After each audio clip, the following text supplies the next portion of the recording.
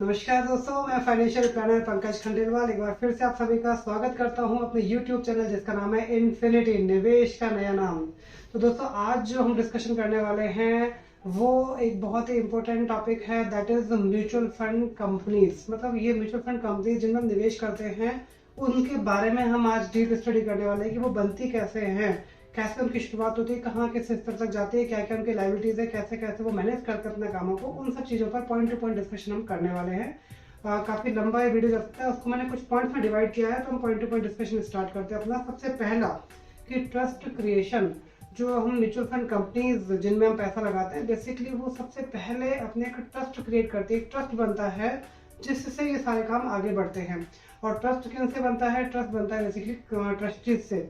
दो या दो से अधिक लोग मिलके एक ट्रस्ट बनाते हैं जिसका जो मूल उद्देश्य होता है वो होता है सिक्योरिटी मार्केट में कुछ व्यवसाय करना।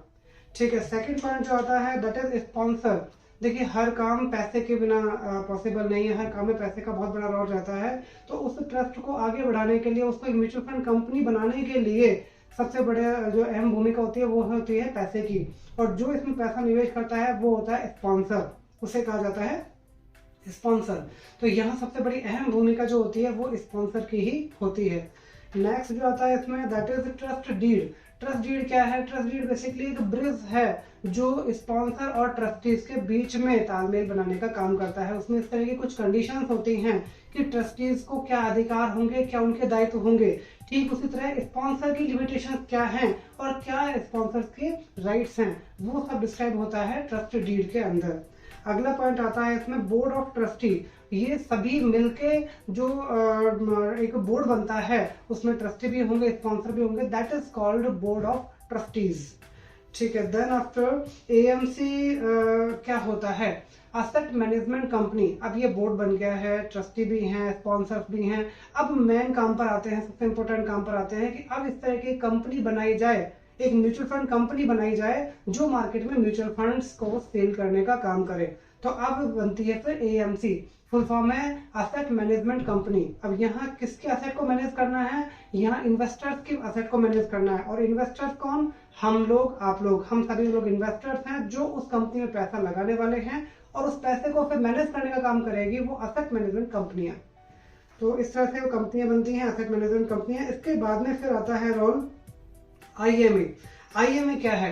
IMA is basically investment management agreement.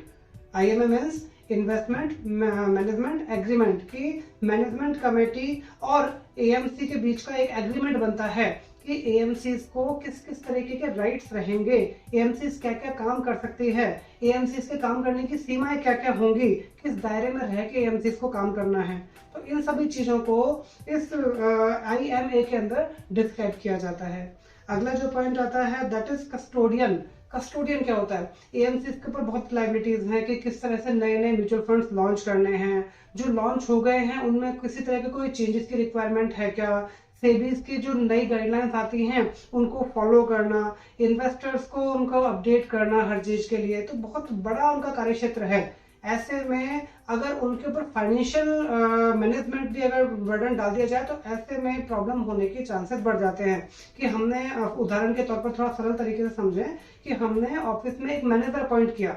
Manager का काम क्या है? पूरे ऑफिस का मैनेजमेंट, हायरिंग भी देखेगा, फायरिंग भी देखेगा, ऑफिस के अलग एक्सपेंसेस भी मैनेज करेगा, बाकी सब चीजें भी देखेगा।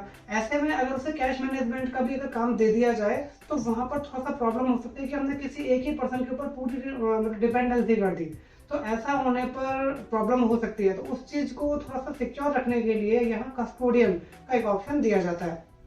कस्टोडियन क्या है? बेसिकली कि जो हम पैसा इन्वेस्ट कर रहे हैं म्यूचुअल फंड के माध्यम से शेयर मार्केट में, प्रोसेस वही है कि हम शेयर मार्केट से डायरेक्ट शेयर परचेज नहीं करके हम म्यूचुअल फंड माध्यम से वो शेयर परचेज कर रहे हैं यूनिट्स के तौर पर।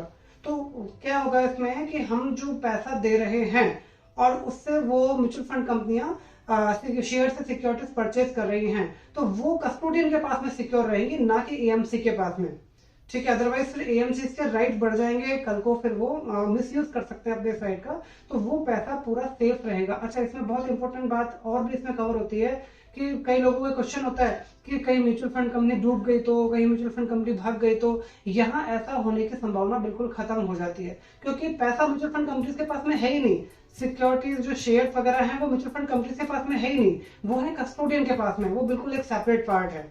For an example ICI mutual fund अपने आप पैसा लगा रहे हो, लेकिन वो सिक्योरिटीज परचेज होकर कहाँ जा रही है, एचडीएफसी के पास में, मतलब कस्टोडियन जो है एचडीएफसी, ये मैंने उदाहरण के लिए काम में लिया है।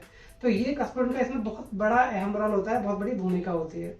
इसके बाद में नेक्स्ट आता है अपना आरटीए। आरटी का फुल फॉर्म क्या है, रजिस्ट्रार एंड ट्रांसफर एजेंट।